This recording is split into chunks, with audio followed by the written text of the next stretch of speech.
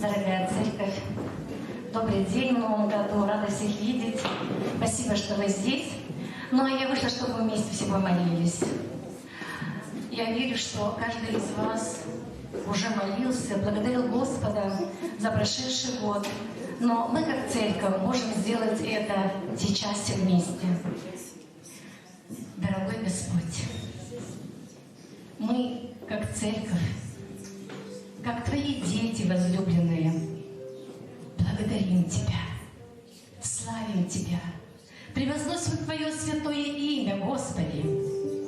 Да будет прославлено, да величается оно, Господи. А мы преклоняемся пред Тобой, преклоняемся, Иисус, преклоняемся, Отец, и благодарим Тебя бесконечно, что мы живы, что Ты сохранил нас до этого дня, что Ты избрал нас, Господи. Благодарим Тебя за прожитый год, за каждый день, что Ты был с нами, посылал свою благодать, свои силы, свою, Господь, просто покрывал нас своей рукой. Благодарим Тебя бесконечно, славим, любим Тебя, любим всем сердцем, всем, что есть.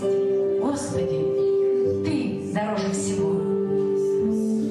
Господь, мы благодарны Тебе за каждого из нас, что мы как семья, что мы Твои дети, Господь. Мы благодарны Тебе за эту церковь, Господь, которую Ты дал. Она преображается, украшается все лучше и лучше. Благодарим Тебя, Господи, за то, что Твое видение, которое Ты вложил в сердце, Господь, пастыря, что церковь будет приумножаться молодежью и детьми, и семьями, оно исполняется. Мы видим эту реализацию, Господи, и благодарим Тебя за этих молодых людей, которые поднимаются, которые выходили в рождественский вечер, Господь, и они уже не стеснялись и делали это с радостью. Благодарим Тебя, служителей, за каждого верного, Господь, который вносит частичку любви в воспитание детей, подростков, которые делятся своим временем. Благодарим и славим, Господь, и благослови обильно каждого. Отец, мы также благодарим Тебя за всех священнослужителей, Господь, за всех. За нашего епископа, Господь, Андрея Мажосова, за нашего пастора драгоценного Алексея Белы, Господь, за их верность, Господь, благодарим Тебя. За их смелость, Господь, благодарим Тебя. И за ту мудрость, которую Ты даешь через них, и за слово, которое Ты посылаешь. Благодарим Тебя и славим, Господи, просим Тебя, чтобы Ты и впредь вел, наставлял, направлял, благословлял, Господи. Мы нуждаемся в этом. Мы благодарим Тебя, Господь, за правительство наше. Благодарим, потому что мы видим заботу о нас, Господь. Мы благодарим Тебя и также просим Тебя, чтобы Ты как потоки вод направлял сердца их, чтобы все, Господь, которые принимаются законы, постановления, чтобы они были во благо для народа Твоего, Господи. Благословляем нашу Якутию. Сегодня случилась авария, и люди, Господь, остались на несколько часов без света. Я не знаю, дали ли тебе сейчас. Господь, мы как церковь сейчас молимся, Господь, чтобы Ты вмешался, Господь, и люди сделали, были профессионально, сделали то, что должны сделать, чтобы свет появился. Боже, благослови, вмешайся во имя Иисуса Христа. Для Тебя нет ничего невозможного, Господи. Ты сотворил все, и да будет свет в домах у каждого. Господи, мы благодарим Тебя. Благодарим, Господь, за все. И молимся Тебе о том, Господь, чтобы по милости Своей Ты сократил дни войны. Сократи, Господи. Если это возможно, сократи дни войны. И мы, Господь, желаем. И я благословляю церковь Твоим святым именем и желаю, Господи, чтобы этот наступивший год, он был мирным. Мирным извне, чтобы было мирное небо, и чтобы был Твой Божий мир в сердце каждого. И упование, Господи, только на Тебя во всем. Господь дорогой, пока мы на земле, мы нуждаемся. Мы нуждаемся, Господь, у нас много Но Ты сказал: возложите все заботы на Меня. И мы, Господи, сейчас, как церковь, каждый возлагает престолу благодати и милости свою нужду. И вместе, Господи, мы молимся за тех наших братьев и сестер, которые сейчас, Господь, болеют. Период гриппа, Господи, неважно. Пред именем Иисуса преклоняется всякое колено и всякий диагноз. И мы сейчас Твоим именем, Господи, запрещаем всякому вирусу действовать в телах драгоценных наших родных и близких. Да придет, Господь, исцеление, и Твое Слово, что ранами Твоими мы исцелились, да станет явью, да воплотится во имя Иисуса Христа. Мы благословляем Твоим божественным здоровьем, и кровь Твоя да омоет сейчас каждого, очистит, осветит и исцелит во имя Иисуса Христа. Благодарим, Господи, что Ты хранишь наших родных и близких. Господи, особые пожелания сохрани каждого солдата, и пусть он живым вернется домой. А мы, Господи, будем этот год, как и предыдущие, посвящать только Тебе и возрастать, Господь, духовно возрастать, в любви возрастать, в познании возрастать. И просим Тебя, чтобы Ты вел нас этим путем. Аминь. Аминь.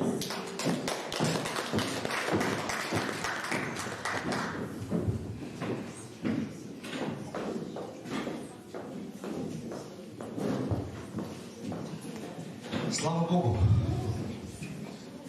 Давайте мы благословим детей, тех немногочисленных, которые у нас присутствуют в зале. Дети, подростки, выходите сюда перед сценой. Помолимся за вас, благословим вас.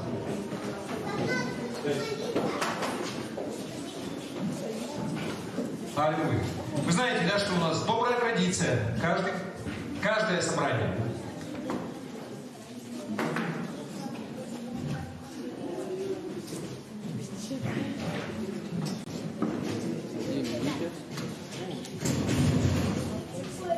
Мы делаем это каждое собрание. Сегодняшнее собрание не исключение. У нас первый день Нового года. Давайте мы благословим каждого. Господь, благодарим Тебя за каждого ребенка, за каждого подростка, кто здесь присутствует, Господи. И прямо сейчас мы благословляем и просим Тебя, Господь, Ты благослови их также, Господь. Благослови их крепким здоровьем, Господи, чтобы никакая болезнь, даже если попадет к ним в организм, она не принесет никакого зла. Прямо сейчас, Господи, я благословляю. Благословляю надежными друзьями, хорошим здоровьем, Господи, мудростью, Господь, крепостью. Господи, пусть этот год будет для них одним из самых лучших, Господь, для каждого, Господи. Пусть будет много всего хорошего, Господь. Пусть они получат что-то, чего не было никогда до этого в их жизни. У каждого, Господь. Что-то хорошее, Господь. Особенные благословения. Несмотря ни на что, Господь. Просто веди их, поднимай их. Я просто провозглашаю, что для кого-то это будет прямо такой судьбоносный год. В хорошем плане будут приниматься решения и будут какие-то перемены. Перемены к лучшему. Во имя Иисуса Христа. Пусть это будет так, Господь. И ведь Божий народ сказал. Аминь. Аминь. Аминь. Аминь. Да будет так. Слава Богу!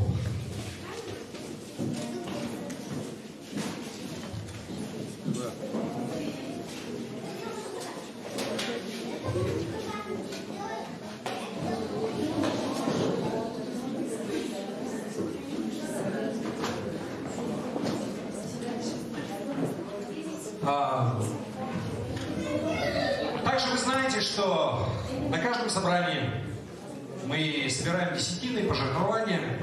Сегодняшний день не исключение. И да, можно попросить ведра пустить. И можно это сделать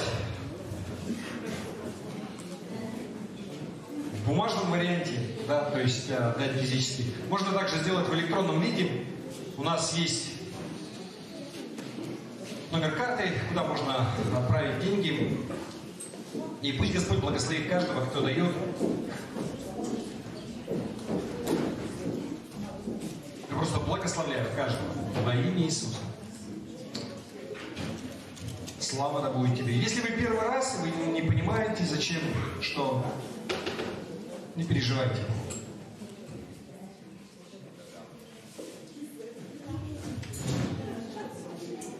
Хочется спросить, как прошла встреча Нового года? У нас есть люди, кто в церкви встречал, 2 человека молились тут. Должно было больше людей быть, но как-то, да, резко похолодало, я тоже как-то собирался куда-то, знаете, такой бодрый. Сейчас поедем, всех поздравим, потом посмотрел в окно на улицу после 12 дней. Неожиданно напал туман, да? Но вы знаете, что, я не знаю, как это у вас, я в этом году салюты как никогда были. Прям вообще очень много. Со всех сторон. Даже не знаю, здесь не было, да? Хочется спросить, что жизнь налаживается? Хорошо. Но какие бы вещи не происходили, я недавно такой мемчик видел, я думаю, наверное, все его видели. Картинка такая. За углом стоит такая толпа людей, и они аккуратненько шваброй приоткрывают дверь и смотрят, что там, и на двери написано 2023.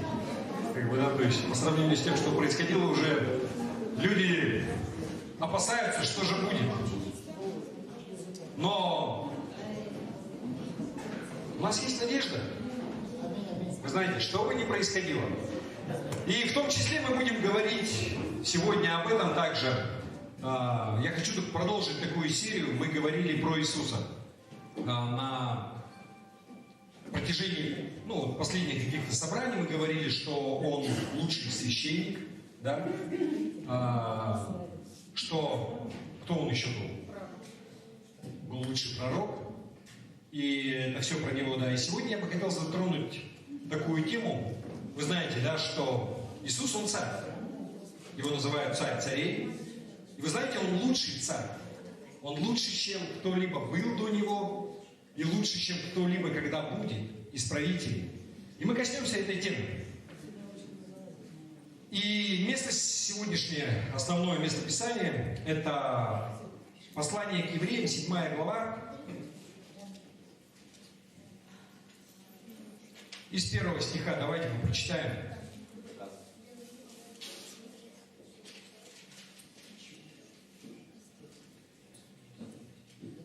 Даже не знаю, сколько прочитать. С 1 по 3. Давайте мы побольше прочитаем, да? Евреям 7 глава. С 1 стиха. И я буду читать вас, многие места сегодня будут в новом русском переводе. Я даже говорить про это не буду, что это будет в синодальном. Просто как-то вот все больше и больше мне нравится современный язык. Потому что более понятно и открывается Писание совершенно с другой стороны. Итак, Евреям 7 глава с 1 стиха. Этот Мелхиседек был царем Салима и священником Всевышнего Бога. Он встретил Авраама, возвращавшегося со сражения после победы над царями, и благословил его. Авраам отдал ему 10-ю часть всего, что у него было. Само его имя Мелхиседек означает «царь праведности», а его титул «царь Салима» означает «царь, несущий мир». Нигде не написано ни о его отце, ни о матери, ни о других его предках, ни о начале, ни о конце его жизни. Но он, уподобленный Сыну Божьему, остается священником вовеки. Смотрите, насколько он был велик. Даже наш праотец Авраам дал ему 10-ю часть захваченного на войне. В законе имеется повеление, согласно которому члены рода Левия, ставшие священниками, собирают с народа, то есть со своих братьев, 10-ю часть их дохода, хотя и они потомки Авраама. Но Мелхиседек, будучи священником не из рода Левия, принял 10-ю часть добычи Авраама и благословил его, того, кто уже имел общение Божие. Благословляет всегда тот, кто стоит выше благословляемого. Это правило не имеет исключений. Похоже, нет, на то, что у вас в синодальном написано?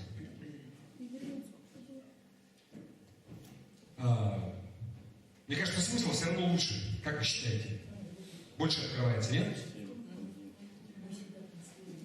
Хорошо. И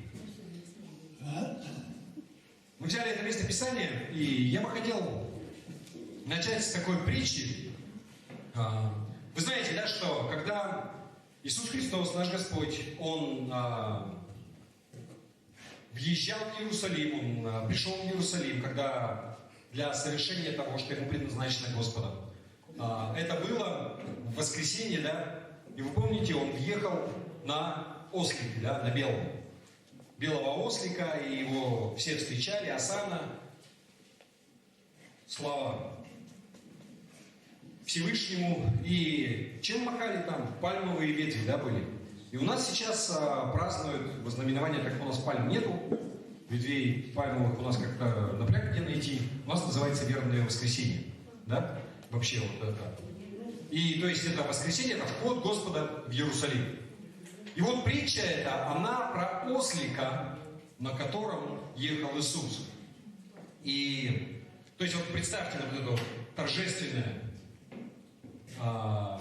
мероприятие, можно так сказать. Иисус, Он въехал в Иерусалим, толпы народа Его встречали, они кричали: слава Богу, благословен тот, кто грядущий во имя Господне, да? И это был такой триумф, пик. И на следующее утро вот этот ослик, он просыпается, он идет по городу, подходит к колодцу, и никто не обращает на него внимания. И он такой думает, ну, странно, как? Вот эти же люди, они же мне кричали: Осанна, благословен тот, кто грядет во имя Господне. Что произошло? И он такой думает, ну, пойду дальше, там, к рынку выйду. Идет, выходит к рынку, то же самое. На него никто не обращает внимания, все его игнорируют. Более того, кто-то шлепнул по боку и говорит, ну давай, двигайся уже. Опечаленный, он идет к себе во двор, возвращается к своей маме, весь грустный. И мама ему его говорит: глупый ослик, неужели ты не понимаешь, что без него ты просто самый обыкновенный ослик? Вы понимаете, что это, ну, такая вот притча, да? Но она полезна в том смысле, что вот этот ослик, на котором ехал Иисус, он думал, что ту честь и хвалу, которую воздают, ну это ему тоже. Ну это же мне тоже, я же тоже участвую в этом. Он же на мне едет. А потом вышел один, а никто не замечает, да? Потому что это все было для Иисуса. Вся хвала. Но это было для царя царей и Господа господствующих. Без царя этот ослик просто обыкновенный, не хочется сказать веселый, ну, ослик, в том смысле, ну, не оскорбительно, но он просто обыкновенный. Каких тысячи и сотни тысяч. Тот текст, место Писания вот, про Мелхиседека, который мы читали, отсылки, мы уже касались этого на предыдущих проповедях, да, когда мы говорили про пророка. И, ну, помните, мы выяснили, что это прообраз вообще, да, Иисуса. Что особый чин был, то есть он был священник Бога Всевышнего, про него говорилось, да. И это до того, как закон он был дан вообще евреям. И потом говорили, что вот Иисус, он священник по чину Мелхиседека. Но, помимо этого прочего, да, Мелхиседек, он не просто священник, да, про него говорится еще, что он царь. Да, он был царь вот этого города, Салем. То есть царь, дающий мир. То есть, как Салем, вы знаете, да, это арабское современное Салам. То же самое, это мир. То есть царь, дающий мир. Это оттуда же происходит. И то, что мы читали здесь, он царь праведности, царь Салема, да, что говорится, что царь, дающий мир. И Мелхиседек, он был царь праведности и царь, дающий мир. То есть царь мира. Еще раз, просто это как бы важно. Вот это прообраз Иисуса Христа. Иисус, он был рожден для того, чтобы быть царем, и не просто каким-то там обыкновенным царем, но он был рожден для того, чтобы быть лучшим, более великим царем, такого, каких не бывало ни до его рождения и не будет после правителей. В Откровении, не открывайте, 19-16 глава, его называют там царь царей, Господь господствующий. И Исаия пророчествовал в 9 главе 6 стих. «Ибо младенец родился нам, сын дан нам, владычество на раменах его, и нарекут ему имя. Чудный, советник, Бог крепкий, Отец вечности, князь мира». И вот здесь вот князь мира и царь мира везде. Русский язык это своеобразный. У нас слово «мир» в смысле окружающий мир, и мир в смысле умиротворения.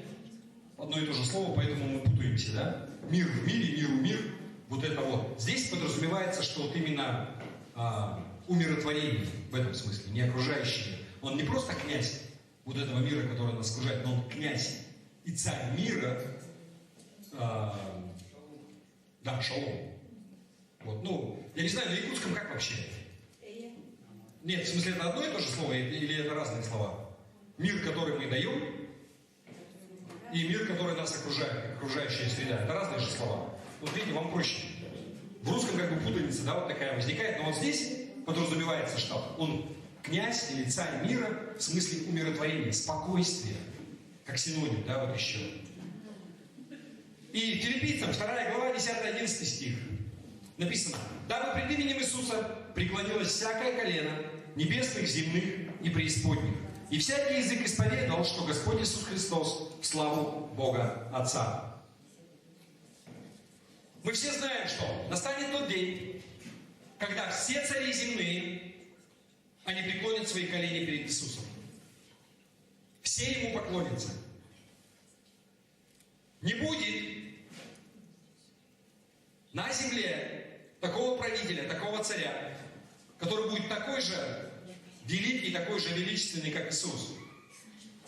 Возникает вопрос. Я уже жду, когда вы спросите, что же его делает таким великим? Почему? Вот все это какие-то слова. Вот он великий, никого его величественнее не будет. Что делает его таким великим? Что делает его лучше, чем любые другие цари и правители в этом мире, которые существовали и еще будут? Вы знаете, он больше и он величественнее просто потому, по своей сути, кем он является. И из-за того, кем он является, он может что-то дать. Нечто особенное, что другие никто не может дать. И еще раз вот, то, что мы прочитали, 7 глава, Евреям 2 стих, его там называют царь праведности. Что это означает? Царь праведности, или там царь правды, перевод такой, здесь значение этого слова именно праведности. Это означает, что не только то, что он полностью праведен, он безгрешен в этом смысле, да? В отличие от других царей, которые не могут этим похвастаться. Что? Он праведен полностью, да? Абсолютно. Но он может еще и тебя сделать праведным. И не стоит недооценивать этого и не пренебрегать этим, потому что Бог ясно сказал Римлянам, 3 глава 10 стих, написано: нет праведного, нет ни одного. Нет вообще никого праведных. И 3 глава 23 стих. Все согрешили и все лишились Божьей славы. Это в новом переводе. То есть синодально там: все согрешили и лишены славы Божьей. Оно так привычно, но в новом переводе, послушайте, все согрешили, и из-за этого все лишились Божьей славы. Нет никого праведного вообще. Ты неправедный. Нет ни одного человека. И если, хорошо, я неправедный, ты неправедный, каким образом, как Иисус, Он может сделать нас праведными? Ответ на этот вопрос: Он пришел тебе дать свою праведность. Его праведность, Он тебе свою праведность дает. 2 Коринфянам 5 глава 21 стих написано: «На безгрешного Бог возложил вину за грех людей, чтобы в нем мы стали праведными пред Богом». Ты или я, мы неправедные абсолютно. Мы никогда не сделали ничего такого, чтобы Бог сказал: да, посмотри на этого человека, достоин быть на небесах.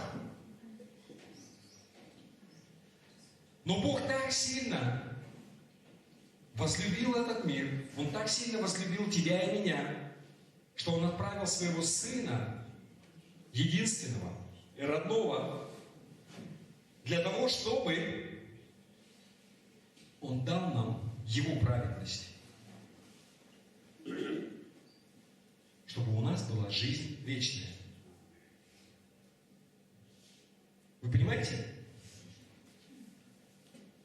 Вы знаете, я не знаю, насколько будет такой вот удачный пример, чтобы вообще такую картину нарисовать. Вот кто-нибудь овец держал в деревне? Или где-нибудь вообще видели? У меня просто у бабушки были овцы. Но суть в чем? Когда,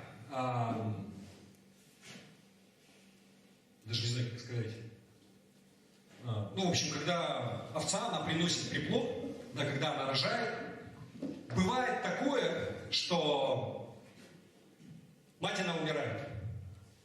Сейчас все зависит от размера хозяйства, от развития технологий и так далее. Но вообще, вот если все естественным путем, например, предположим, да, то есть представьте, как раньше, то есть вот во времена Иисуса, то есть там стада, которые там сотни, там и тысячи голов, да, и то есть это каждый день, там, часто бывает, или по нескольку там овец рождается, и рождается, бывает там, бывает приносит двое, там ягнят, да. Но суть в чем, например, мать, она погибла.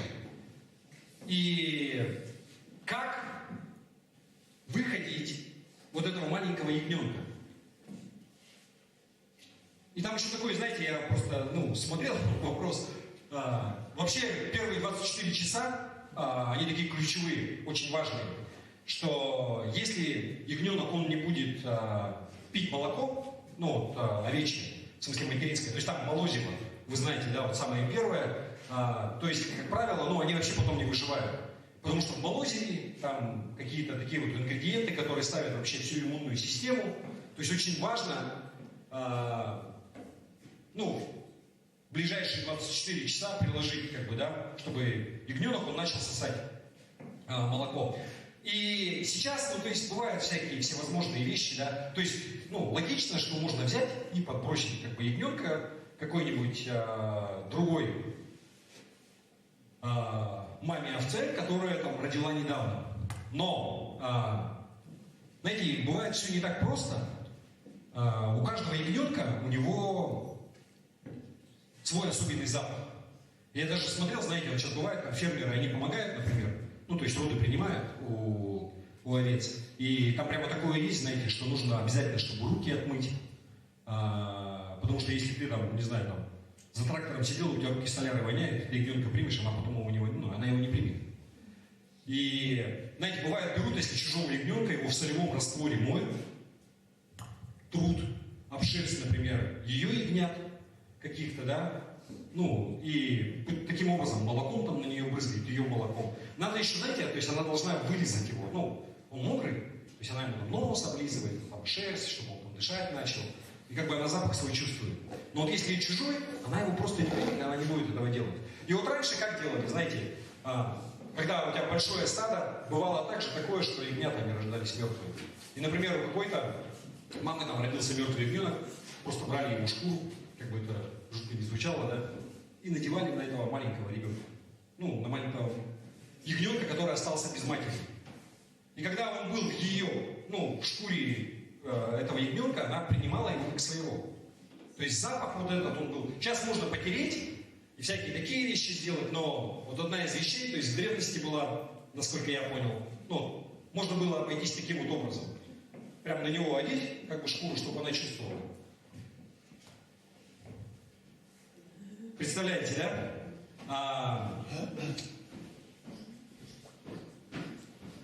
Ключевой момент здесь просто, если вот этот вот маленький ягненок, он пахнет неправильным образом, мать его она не принимает. Вы знаете, ну я не знаю, насколько удачная параллель, но вот из-за того, что мы неправедны, наш грех, вот он имеет такой не очень хороший запах пред Богом. И он не принимает.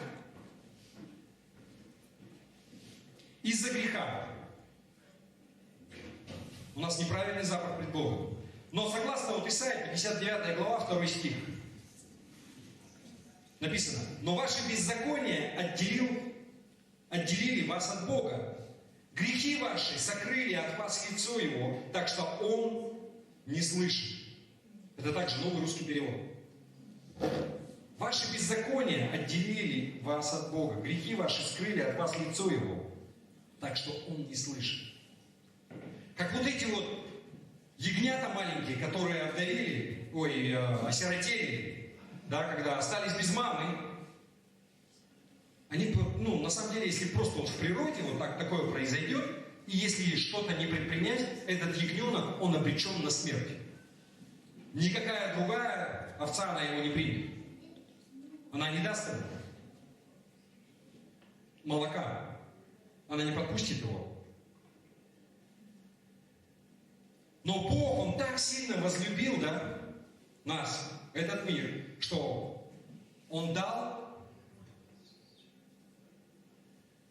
план такой, да, как все исправить. Он дал своего Сына, которого называют, да, агнец, или это по-русски, это что, это ягненок, да? Вы понимаете это, да? Вот в синодальном переводе славянский, но ягненок Божий. Знаете, как в Иоанна, 1 глава, 29 стих. На следующий день Иоанн увидел идущего к нему Иисуса и сказал: «Вот Божий ягненок, который забирает грех мира». Это современный перевод. Вот агнец Божий, который берет на себя грех всего мира. Синодально говорится. Вот он, этот ягненок. Для чего? Для того, чтобы он умер на кресте, и он взял наши грехи. Знаете, как в Ефесянам 1 глава, 7 стих. В нем мы получили искупление Его кровью и прощение грехов по Его безграничной благодати. Вы все это знаете, но я не устану это повторять. Иисус, безгрешный ягненок Божий, умер вместо нас. И благодаря этому мы можем, знаете, есть такое место Писания, которое говорит, что мы можем облечься во Христа. Облечься – это одеться.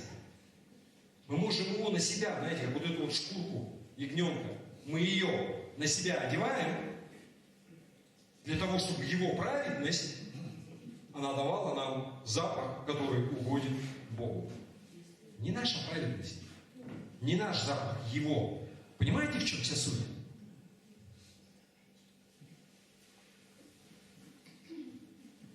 Поэтому в Галатам 3 глава 26-27 стих говорится следующее. Благодаря вере во Христа Иисуса все вы стали сынами Бога. Ведь все крещенные во Христа облеклись в Христа. Вот слово «облеклись» в прямом смысле мы оделись в Него. Если ты крестился в Иисуса Христа, ты Его шкуру, если мы говорим про ягненка, взял и на себя одел. И теперь уже не твой запах, но запах Иисуса. Не твоя праведность, но Его праведность пред Богом. Я не знаю, насколько удачный пример, но мне кажется, вот это вот как бы параллель вот с ягнятами, ну, прямо вот до мозга достает, по крайней мере, у меня. Когда мы были крещены в Иисуса Христа, мы облеклись в Христа, мы Его одели на себя. Уже не наша праведность, но Его праведность. Мы облеклись в Его праведность, чтобы мы могли пахнуть, как Иисус, в присутствии Отца. Еще раз, Иисус – царь праведности. Почему? Да потому что Он может дать тебе свою праведность. Никакой другой царь на земле, никакой другой правитель не может такого сделать и не мог сделать. Без праведности царя ты и я, мы просто обыкновенные грешники. Как с этим осликом, помните? Просто обыкновенные грешники. Никакой ты не особенный, что бы ты ни делал. Без него просто обыкновенный грешник. Но Иисус, Он не просто царь праведности, но Он также еще царь мира. Или здесь мы в новом переводе читали, как царь, который дает мир. В смысле умиротворения, спокойствия. В этом смысле. Он царь мира. И то же самое, как Иисус, Он может дать тебе свою праведность, чтобы ты был прав пред Богом, Он может дать тебе еще и свой мир. Он может дать тебе свое умиротворение, Он может дать тебе свое спокойствие. Я смотрел по словарикам значение слова «мир». Вот вообще, ну, как определение.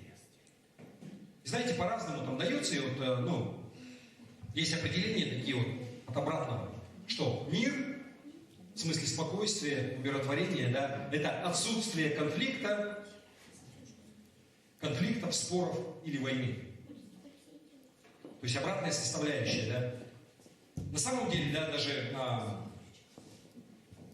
в одном месте прочитал такое, знаете, что мир – это отсутствие враждебности или насилия. Но Иисус, знаете, Он что сказал? Иоанна, 14 глава, 27 стих. И вот здесь, внимание, вот это вот место Писания, когда мир, я немножко еще со своим толкованием. Иисус говорит: «Я оставляю вам мир». То есть я оставляю вам спокойствие, умиротворение. Я вам даю, Он говорит, мой мир я даю вам. Я даю вам мое спокойствие, мое умиротворение, мой мир. И я даю вам не так, как дает вот этот мир, в смысле окружающий нас. Не как вот эта окружающая среда нас, она дает. Пусть ничто не тревожит ваше сердце. Не бойтесь. Это современный перевод. И 33 стих, также 16 глава Евангелия от Иоанна, 16 глава, 33 стих. Он говорит: «Я сказал вам все это, чтобы вы нашли во мне мир». То есть, чтобы вы нашли во мне спокойствие, умиротворение. В этом же мире, который нас окружает, вас ожидают невзгоды. В синодальном переводе там написано: в этом мире будете иметь скорби. То есть это что? У вас не будет спокойствия, умиротворения. Но он говорит дальше: но будьте мужественны, я победил этот мир, тот, который нас окружает. Да? Вот эту окружающую среду, вот этот враждебный мир, я его победил, и я вам даю спокойствие, умиротворение.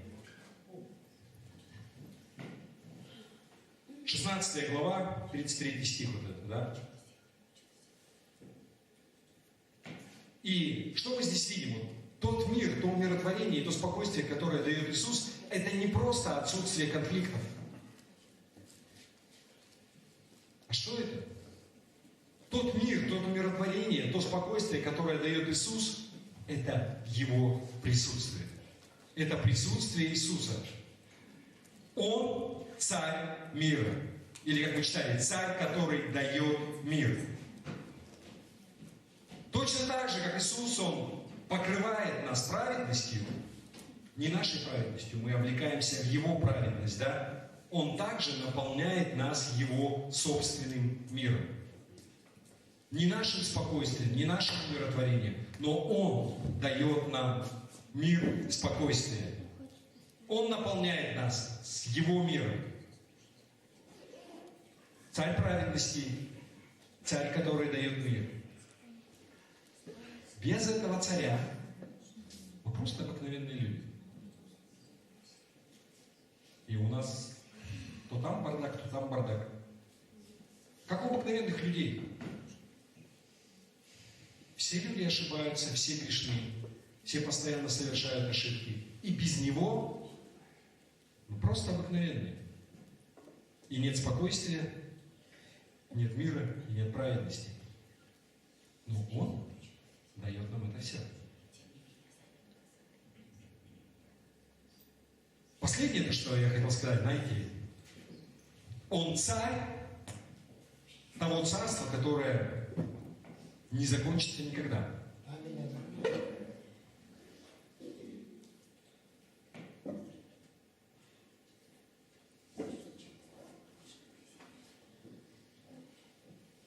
Его называют царь царей,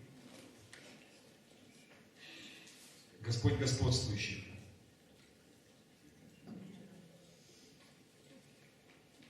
Вот представьте, цари, правители, вот, которые раньше существовали, сейчас главы государств, важные серьезные люди. Цари собираются на всякие саммиты, встречи в верхах. И Он царь царей. Он над всеми. Он возглавляет вообще всех.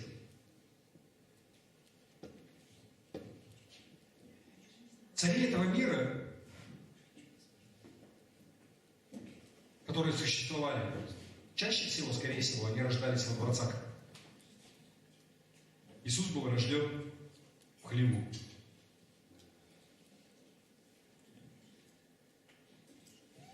Земные цари, как правило, они весьма состоятельны. Из состоятельных семей. Иисус был рожден в хлеву, в нищете. Некоторые земные цари, мы знаем, да, они причисляли себя к божественным особам, провозглашали себя богами. А Иисус по факту имеет божественную природу. Он Бог во плоти. Многие земные цари, они своих соперников, они их убивали. Те, кто претендовал на престол. В прямом смысле убивали.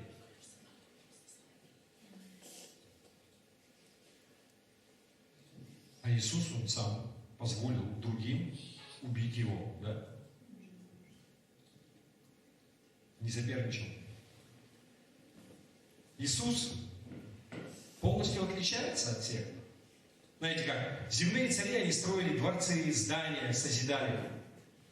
Но Иисус, Он строил и созидал людей, учеников. Земные цари часто они, многие были жестокие, преследовали людей, наказывали. А Иисус, Он исцелял людей. Нет такого царства, которое бы не закончилось среди земных царей. Даже великие империи, Римская империя, существовавшая 1000 лет, Османская империя, Российская империя, Британская империя, все развалилось. Вопрос времени.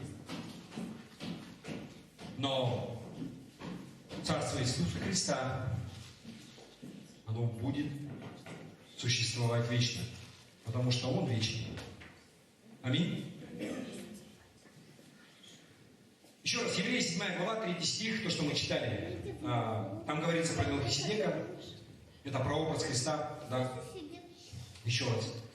Написано. Нигде не написано ни о Его отце, ни о матери, ни о других Его предках, ни о начале, ни о конце Его жизни. Но Он, это Мелхиседек, уподобленный Сыну Божьему, остается священником вовеки. Какое это имеет значение для нас? Зачем я это говорю? Еще раз. Мы посмотрели, почему так важно, что означает царь мира и царь праведности, да?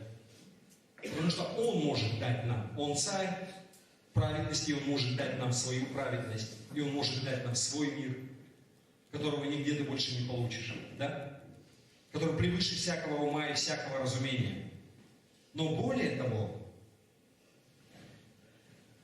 смотрите, любой царь земной, вот представь, например, у тебя хорошие связи с царем, у тебя классные связи с президентом, например. Можно сказать, что в принципе у тебя многие бытовые проблемы, они решаются. Да? Есть кому позвонить, если что, попросить. Все решится. Но вот эта протекция, она работает, пока он жив. Если этот царь, он умрет, мы можем посмотреть на историю, знаете, как в нашем государстве, например, родственники генеральных секретарей, часто им приходилось потом куда-нибудь съезжать. Да? Почему? Ну, потому что впадали в немилость. Потому что больше не было того, кто мог бы замолвить за них слово, кто мог бы вступиться, кто бы ходатайствовал за них, кто бы защитил их. Если твой царь мертв, все, он больше не может защитить тебя. Евреям 7 глава, 24-25 стих написано про Иисуса. А Иисус жив вечно. И Его священство тоже вечно. Поэтому Он в силах полностью спасать тех, кто благодаря Ему приходит к Богу. Он всегда жив и всегда ходатайствует за них. Новый перевод. Иисус, Он живой. И Он всегда ходатайствует за нас. Не как вот эти вот земные цари, если они у тебя в друзьях. Римлянам 8 глава, 32 стих. Тот, кто не пожалел своего сына, но отдал его за всех нас, разве не дарует с ним и всего остального? Иисус, Он может делать всевозможные вещи в твоей жизни, потому что наш царь, Он живой для того, чтобы защитить, ходатайствовать и заботиться о нас. Вы согласны? Знаете, тоже такой мемчик видел в интернете. Кто понимает слово мем? Да? Молодец. Ну, знаете, такие картинки, какая-нибудь надпись такая, какая-нибудь мудрость там. Бывает, ну не обязательно, бывают приколы, ну что-то такое, да. Вот здесь просто, ну, Карикатура. я не знаю, ну, карикатура немножко другой смысл. Карикатура кого-то высмеивает. Вместо того, чтобы говорить: Господь, я не знаю, как я это буду делать, говори: Господь, не могу дождаться, чтобы увидеть, как ты это сделаешь. Ты уже не должен сам все. У нас есть тот, кто ходатайствует за нас, кто жив, и кто дает мир, и кто дает тебе свою праведность. Почувствуй разницу, да? Не надо ничего заслуживать. Не надо стараться ничего, надо просто принять, надо просто одеть, и ты уже достаточно хорош. И твои заслуги абсолютно нет никакой в этом. Ну, единственное, принять нужно, да? Есть вот одна вещь. Последнее я заканчиваю по поводу вот земных царей. Сейчас есть выборы. Во многих странах там лидеров выбирают. Царство, вы знаете, оно переходило по наследству, как правило. Но даже сейчас, даже если кого-то выбирают, в тот момент, во-первых, не факт, что ты голосовал за кого-то, кого выбрали. Или там, если, если есть какой-то правитель земной, у тебя особого выбора нет. Подчиняться или не подчиняться. Потому что слово правителя, слово президента, слово царя, ну, как правило, имеет высшую инстанцию, высшую силу, он даже помиловать может, да, например, кого-то. И если ты в чем-то не согласен, ну, как бы, не согласен. Все равно придется делать. Но с Иисусом, вы знаете, у тебя есть выбор. Ты можешь выбрать, верить ли в то, что Он Спаситель, что Он Христос, что Он Сын живого Бога. Ты можешь выбрать в то, чтобы поверить, что ты согрешил, и что тебе нужно изменить свою жизнь. Ты можешь выбрать то, чтобы провозгласить Иисуса Христа своим Господом и Спасителем в своей жизни, да? И ты можешь выбрать принять водное крещение и потом воскреснуть как новое творение. Или ты можешь выбрать не делать этого. Ты можешь выбрать не верить, что Иисус Христос – это Сын Божий. Ты можешь выбрать, что тебе не надо каяться ни в чем, не надо меняться, не надо тебе отдавать. Можешь выбрать это.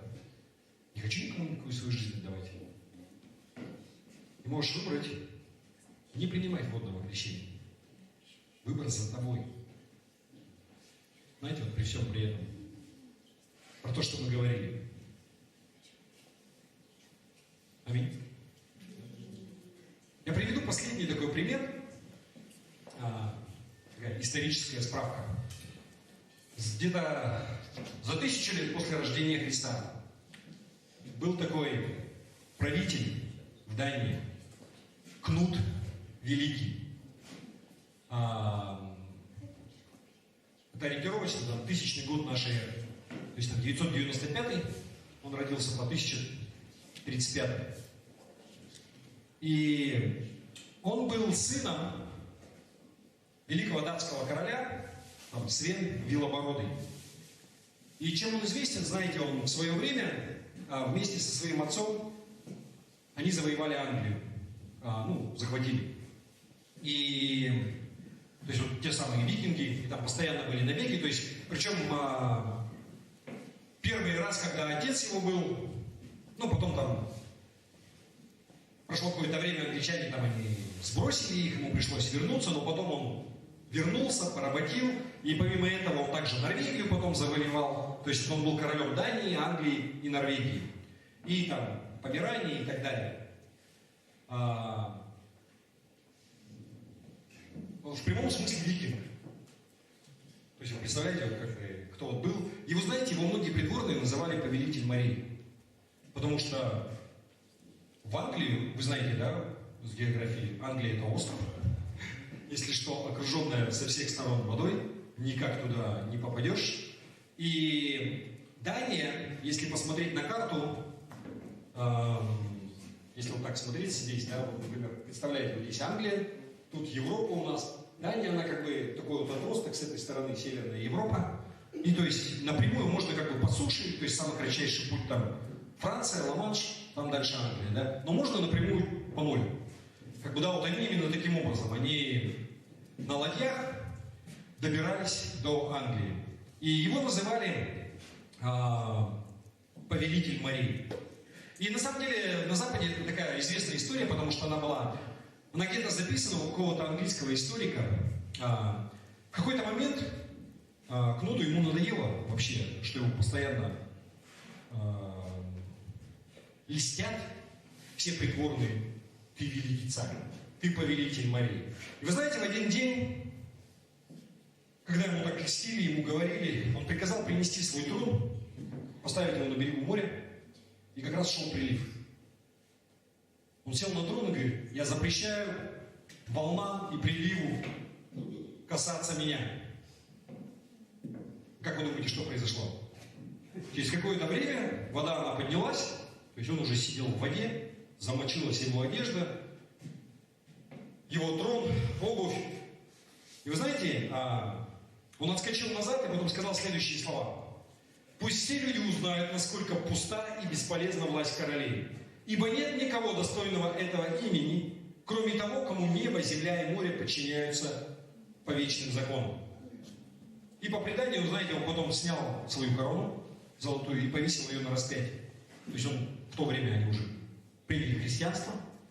Он повесил на распятие Иисуса Христа. И он сказал, что это вот в честь царя и Бога всемогущего.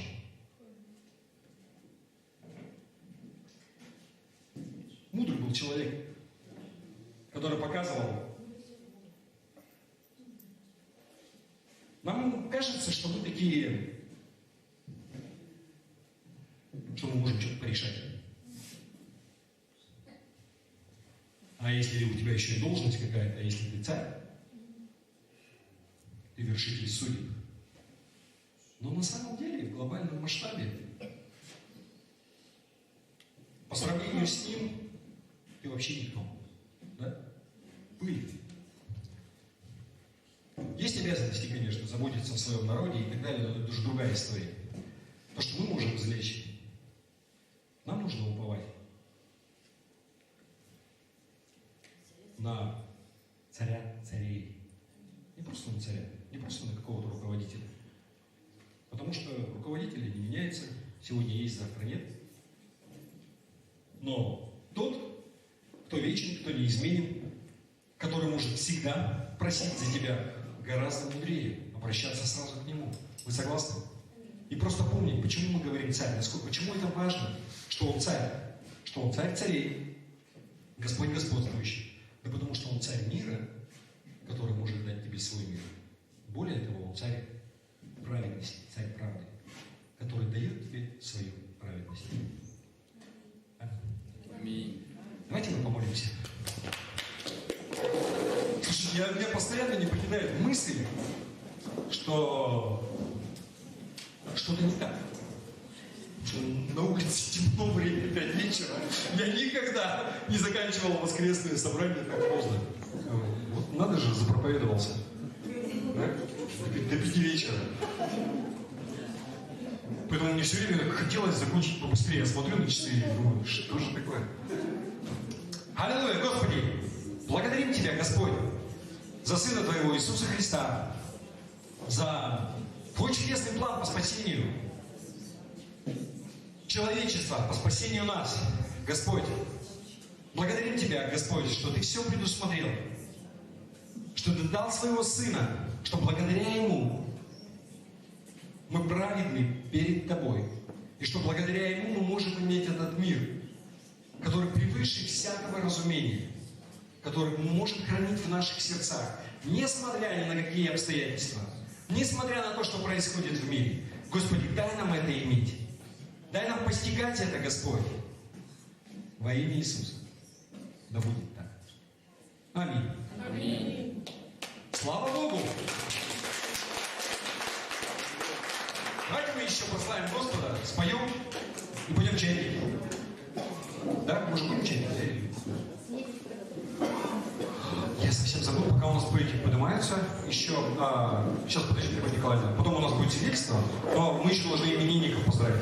Давайте, пока музыканты готовятся, Татьяна объявит именинников. У нас как бы не так много всех, но...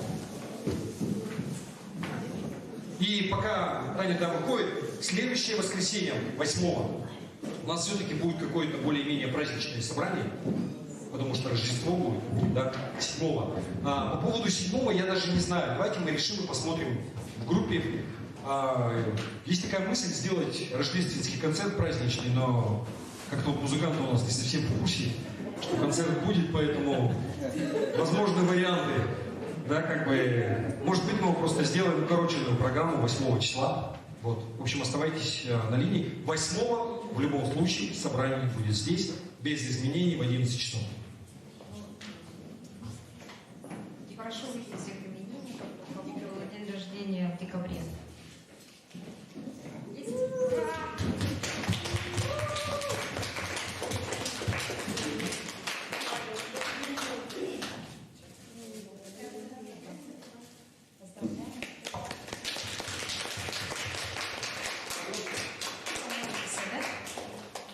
Господь, мы благословляем и благодарим Тебя за этих чудесных людей, Господи. Христа. И прошу Тебя, открывай их сердца, чтобы они чувствовали Твою любовь, Господь. Открывай их сердца, чтобы они чувствовали все возможности, которые Ты им даешь, Господи, на их пути. Чтобы они чувствовали, что они Твои любимые чада Божьи во имя Иисуса. Аминь. Аминь. Аминь.